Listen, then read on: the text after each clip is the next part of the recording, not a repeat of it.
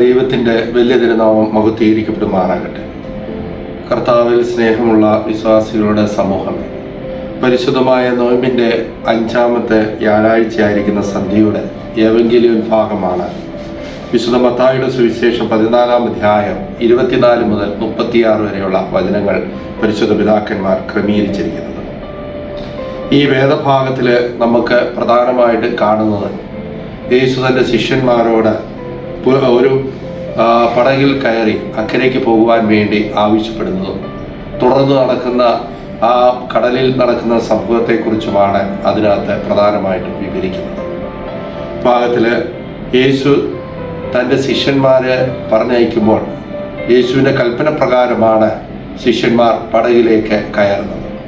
എന്നാൽ പടകിൽ കയറി കഴിഞ്ഞപ്പോൾ കുറച്ച് കടവിട്ട് മുന്നോട്ട് പോയി കഴിഞ്ഞപ്പോൾ ആ പടകിൽ വളരെയധികമായ തിരമാലകൾ അടിക്കുകയും കാറ്റ് പ്രതികൂലമായിട്ട് നിൽക്കുകയും ചെയ്യുന്നതായിട്ട് കാണുന്നുണ്ട്. അവിടെ ശിഷ്യന്മാർ വളരെ ഭയമായിട്ട് നിൽക്കുന്നു.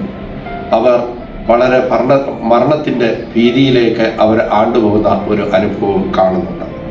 പ്രിയമുള്ളവരെ, നമ്മൾ ഒരു കാര്യം മനസ്സിലാക്കേണ്ട ഒരു സംഗതിയുണ്ട്. ദൈവത്തെ അനുസരിക്കുന്നവർക്കും ജീവിതത്തിൽ പലതരത്തിലുള്ള പരീക്ഷണങ്ങളും കൊടുങ്കാറ്റുകളും കടന്നു വരും എന്നുള്ളത് നമ്മൾ മനസ്സിലാക്കേണ്ട ഒരു സംഗതിയാണ്.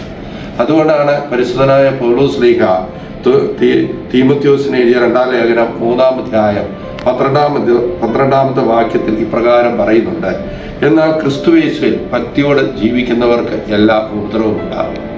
എന്നാൽ ക്രിസ്തുയേശുവിൽ ഭക്തിയോടെ ജീവിക്കുവാൻ മനസ്സുള്ളവർക്ക് എല്ലാ ഉപദ്രവവും ഉണ്ടാകും. നമ്മുടെ ജീവിതത്തിലും ഭക്തിയോടെ ജീവിക്കുന്ന അനേകം പേർക്ക് പലതരത്തിലുള്ള ഉപദ്രവങ്ങളും പ്രയാസങ്ങളും ദുഃഖങ്ങളും ഒക്കെ നമ്മുടെ ജീവിതത്തിൽ ഉണ്ടാകാറുണ്ട്. പലതരത്തിലുള്ള കുടുംബ പ്രശ്നങ്ങൾ, രോഗങ്ങൾ, സാമ്പത്തിക ബുദ്ധിമുട്ടുകൾ എന്നൊക്കെയും ഈ കൊടുങ്കാറ്റുകളായിട്ട് നമ്മുടെ ജീവിതത്തിലേക്ക് കടന്നു വരാറുണ്ട്.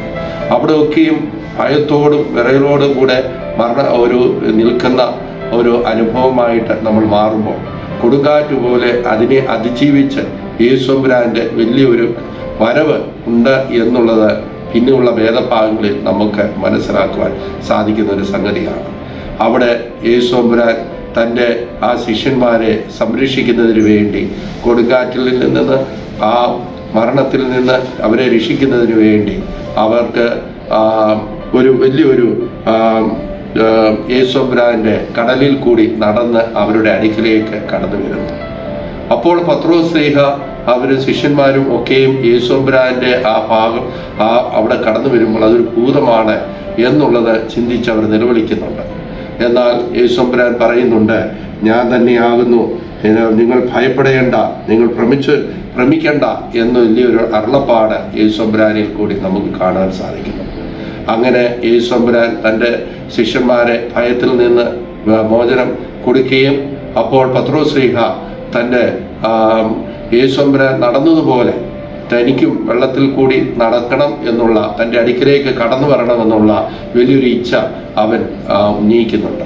അവിടെ യേശുമ്പുരാൻ അവൻ്റെ ഇച്ഛയിൽ പ്രകാരം അവനോട് നടന്നു വരുവാൻ ആവശ്യപ്പെടുകയും പത്രോസ് ശ്ലീഹ കടലിൽ കൂടി നടന്ന് യേശുമ്പുരാൻ്റെ അടുക്കിലേക്ക് കടന്നു പോകുന്നുണ്ട്. അവിടെ കടന്നു പോകുമ്പോൾ ഒരു നിമിഷം പത്രോസ് ശ്ലീഹ ഒന്ന് ചിന്തിക്കുകയാണ്. ഒരു മാനസികമായ ബുദ്ധി അവനിൽ ഉപയോഗിക്കുകയാണ്. ഞാൻ എങ്ങനെയാണ് ഈ വെള്ളത്തിൽ കൂടി നടക്കുന്നത്?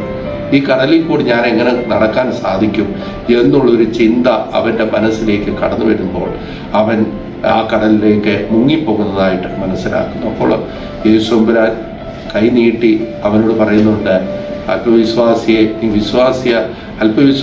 വിശ്വാസത്തിൽ കുറവുള്ളവനായിരിക്കാതെ വിശ്വാസിയായിട്ട് ഇരിക്കുക എന്നുള്ള മഹത്തരമായ വാചനം കൊടുക്കുന്നുണ്ട്. പ്രിയമുള്ളവരെ, നമ്മളും ചിന്തിക്കേണ്ടത് ഒരാവശ്യമാണ്.